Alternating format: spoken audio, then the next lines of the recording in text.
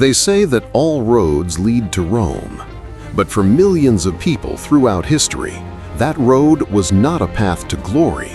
It was a conveyor belt of human misery. When we stand today in the shadow of the Colosseum or run our hands over the cool marble of the Vatican museums, we are touching the physical manifestations of a civilization built on absolute conquest. But there is a ghost in the machine of the Roman Empire, a ghost that history books often relegate to footnotes. We speak of emperors, of generals, of senators in white togas debating the fate of the world. We speak of the legionary, the disciplined soldier who conquered the known world. But we rarely speak of the prize those soldiers sought. We rarely speak of the fuel that kept the lights of Rome burning. That fuel was human, and a vast silent portion of that fuel was female.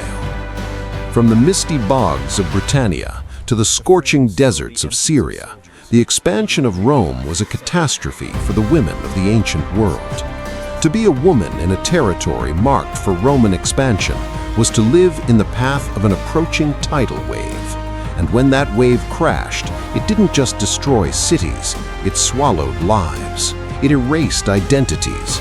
It took queens, priestesses, mothers, and daughters and ground them down into a single, terrifying category: the captive. Today, we are going to strip away the romanticism of the classical world. We are going to look past the golden eagles and the laurel wreaths.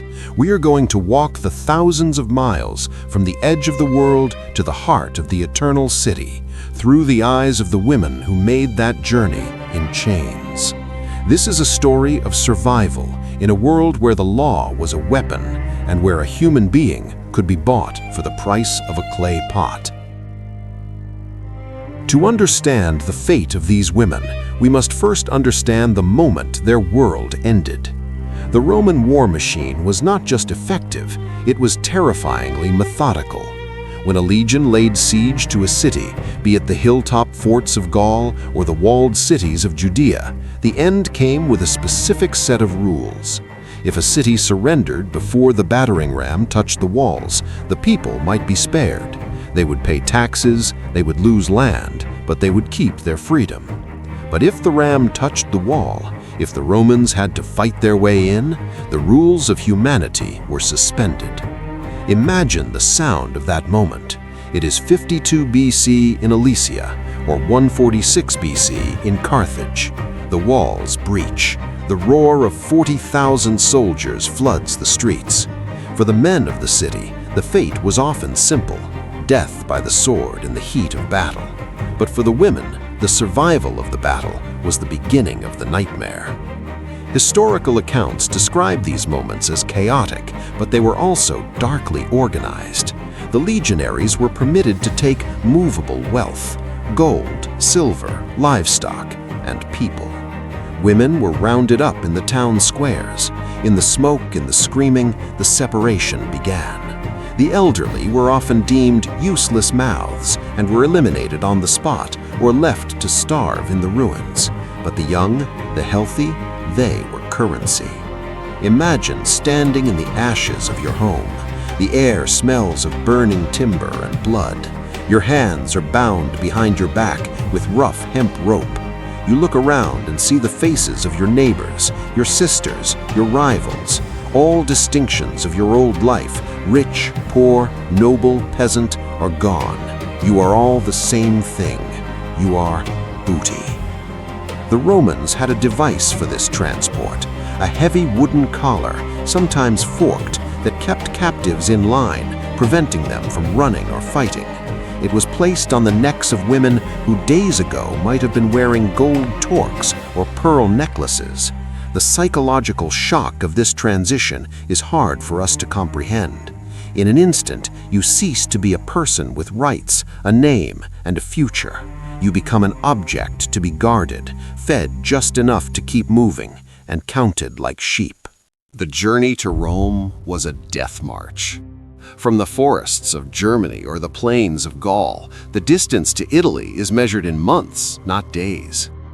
These columns of captives, sometimes numbering in the tens of thousands, stretched for miles along the Roman roads. The conditions were atrocious. Women walked barefoot over the paved stones of the Appian Way, their feet bleeding, their bodies wasting away from malnutrition. They were exposed to the elements, the freezing rains of the Alps, the blistering sun of the Italian summer, and they were exposed to the soldiers. The legionaries who guarded these columns viewed these women as their property. There was no law to protect a captive on the road. Abuse was rampant. Violence was casual. If a woman fell from exhaustion and could not rise, she was not helped. She was cut loose and left to die in the ditch, a discarded piece of inventory that was slowing down the profit margin.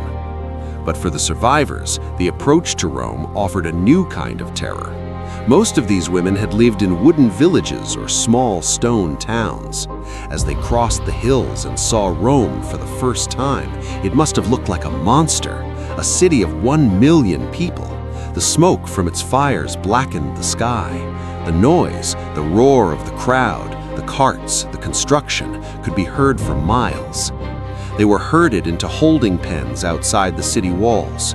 Here they were washed, not for their comfort, but to make them presentable for sale. They were fed better rations to plump them up after the starvation of the march. Oils were rubbed into their skin to hide the scars of the journey. It was the preparation of livestock for the slaughter. And then the triumph. If the general had won a great victory, the captives were part of the show. We see paintings of Roman triumphs with flowers and cheering crowds, but for the women walking behind the general's chariot, it was a gauntlet of shame. They were forced to walk through the streets while the mob jeered, threw rot, and spat on them. They were displayed as living proof of Rome's dominance. "Look," the parade said, "we have broken the world." The Forum, the beating heart of the empire, and at its center, the slave market. This was where the dehumanization became a bureaucracy. The dealers, known as mangones, were master manipulators. Their job was to take a traumatized, exhausted human being and present them as a desirable product. The women were placed on revolving platforms called catasta. They were often stripped naked, as Roman law stated that a buyer had the right to know exactly what he was purchasing. There was no modesty here, only commerce. A scroll, or titulus, hung around each woman's neck. It was a spec sheet: name, if known, age, nationality, skills, defects. If a woman had white chalk on her feet, it was a signal to the buyer. This one is fresh from across the border. She is unbroken. She does not know Roman ways. For some buyers, this was a plus. She could be molded. For others, it was a risk. She might be rebellious. The buyers were a mix of house stewards, brothel owners, and farm managers. They poked, they prodded, they checked teeth and eyes. They asked intimate questions about fertility. A woman's ability to breed was a major factor in her price. A breeding wench could produce more slaves, making her a long-term investment. The prices varied wildly. A beautiful, educated Greek woman who could play the lyre might sell for 100,000 sestertii, enough to buy a small farm. A rough, uneducated woman from the Danube might sell for the price of a beast of burden. And it was here, on the auction block, that the final severing occurred. Mothers were torn from daughters, sisters from sisters. One sold to a villa in Pompeii, the other to a mine in Spain. As the hammer fell, the family unit, the last connection to their humanity, was dissolved. The lucky ones were bought for the domus, the urban household. They became ancillae, maidservants, but we must be very careful not to let the word domestic fool us into thinking this was a soft life. In the Roman household, the captive woman entered a private kingdom, where the master, pater familias, and the mistress, domina, held the power of life and death. The domestic slave lived in a state of hypervigilance. She had to be invisible, yet omnipresent. Her duties were endless: weaving wool, the eternal task of Roman women, cooking, cleaning, dressing the mistress. There were specialized slaves, the ornatrix, whose sole job was to style the intricate hair of the noblewomen. This sounds simple, but it was a high-stakes profession. Roman literature is full of satirical poems about noble women flying into rages because a curl was out of place, beating their hairdressers with heavy metal mirrors, or stabbing them with hairpins. But the physical violence was often secondary to the psychological torment. The domestic slave lived in the shadow of the mistress's jealousy. In Rome, a male owner had total sexual access to his slaves. It was not considered adultery, it was property usage. If a master took a liking to a captive woman, she could not refuse. But the mistress of the house could not punish her husband, so she punished the girl. Captive women in households were often subjected to cruel treatments to ruin their beauty. Their hair was cut off, they were branded, they were given the hardest tasks. They were caught in a crossfire of marital politics where they were the only ones who bled. And yet they raised the Roman children. The nutrix, or wet nurse, was often a captive. She gave her milk to the child of her conqueror. She sang lullabies in her native tongue, Gaulish, Germanic, Punic, to a baby who would grow up to be a Roman citizen, a master who would one day own her. The complexity of that relationship, the mixture of love and resentment, is something we can scarcely imagine. If the market decided a woman was too rough for the house, or if she grew too old, she was sent to the country, to the latifundia. These were the industrial farms that fed the empire. We often imagine men working the fields, but women were there in the thousands. They worked in the olive presses, they crushed grapes, they worked the mills, walking in circles for 16 hours a day, pushing the heavy stones that ground the grain. Life on the latifundia was short. The Romans had a cold calculation for agricultural slaves. It was often cheaper to work a slave to death and buy a new one than to treat them well enough to survive into old age. The women here lived in barracks, often chained at night. They were overseen by a villicus, a manager who was often a slave himself, incentivized to be brutal to meet quotas. Here, a woman was a machine. If she became pregnant, the child was born into slavery, adding to the master's wealth, but the mother was given no time to recover. She worked with the infant strapped to her back until the child was old enough to walk and work beside her. This was a life of silence. The rich culture of the countryside, the festivals, the holidays, these were for the free. For the captive woman in the field, there was only the sun, the soil, and the whip. We must now turn to the darkest chapter, the fate that awaited tens of thousands of captive women. The fate that Rome tried to hide behind closed doors, but which was fundamental to its economy. Rome was a city of appetites, and the sex trade was a massive industry. Women captured in war were the primary supply for this demand. A woman sold to a lino, a pimp, ceased to have a name. She became a meretrix, or a lupa, a she-wolf. She was given a stage name, often echoing her exotic origin, like the Greek or the Egyptian. She was housed in a lupanar, a wolf's den. Archaeologists in Pompeii and Herculaneum have excavated these places. The rooms are terrifyingly small, stone cells, no wider than a cot, with no windows. The beds were made of masonry, covered perhaps by a thin mattress. In these cells, the captive woman serviced the population of Rome. Soldiers, merchants, politicians. She had no right to refuse. She had no right to the money she earned. That went to her owner. She was considered infamous. Infamous. By Roman law, she had lost her soul. She could not testify in court. She could not legally marry a citizen. She was a social ghost, alive only to be used. The lifespan of a woman in the lupanar was horrifyingly short. Disease was rampant. Violence from clients was common and rarely punished. If she became pregnant, the child was often exposed, left to die, or raised to join the same profession. It was a cycle of exploitation that ground generations into dust. there is a rare but documented fate that is perhaps the most theatrical in its cruelty: the arena.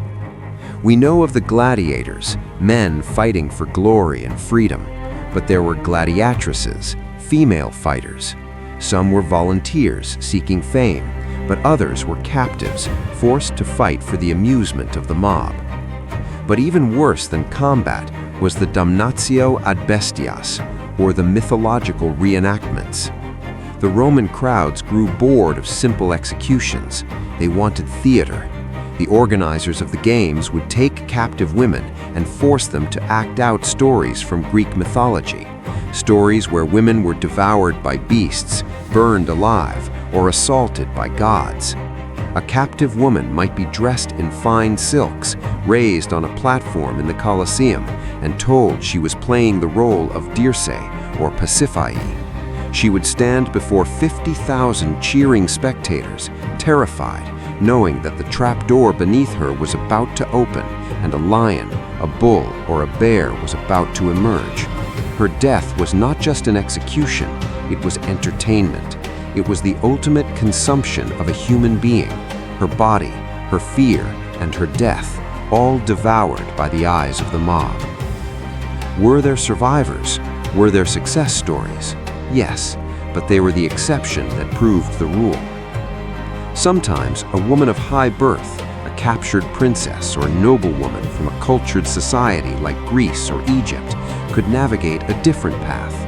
The Romans had a deep inferiority complex regarding Greek culture. They admired it even as they conquered it. An educated Greek woman who knew philosophy, poetry, or medicine might be purchased by a high-ranking senator, not as a laborer, but as a status symbol. She might become a tutor to his sons. She might become a confidant. In these rare cases, the chains were made of gold, but they were still chains. These women lived in luxury. They ate peacock and drank Falernian wine. Some were eventually manumitted, given their freedom. A freedwoman, a liberta, could own a shop. She could trade. She could amass wealth. We have inscriptions of former slaves who built tombs for themselves that rivaled those of the nobility.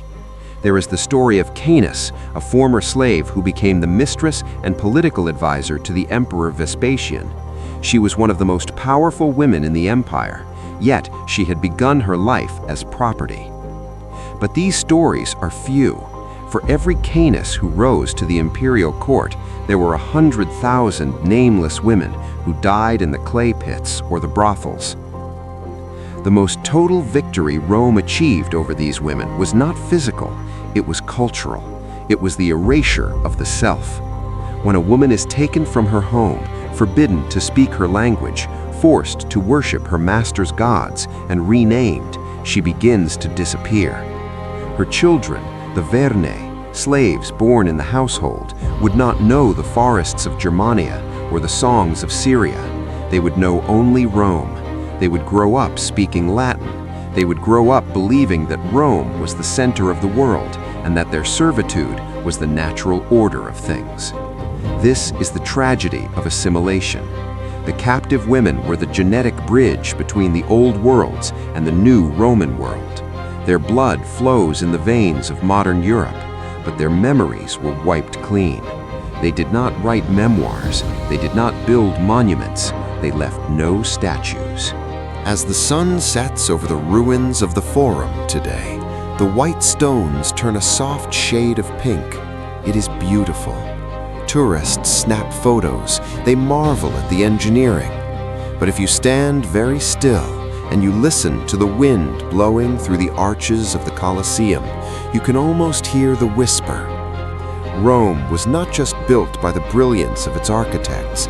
It was paid for by the tears of the women it stole. It was built on the backs of the Dacian mother who lost her child on the march, the Gallic noblewoman scrubbing floors in a villa, the Greek girl staring at the ceiling of a stone cell in Pompeii. They are the invisible legions. They built the empire with their labor. They fed it with their bodies, and they populated it with their children. We cannot give them back their lives. We cannot undo the chains, but we can do one thing. we can remember. We can look at the marble and see the shadow. We can acknowledge that the greatness of Rome was a coin with two sides, and one side was stamped with the face of a weeping woman. When we say, "They victis," woe to the vanquished, let us remember who the vanquished really were, and let us give them, finally, the dignity of our attention.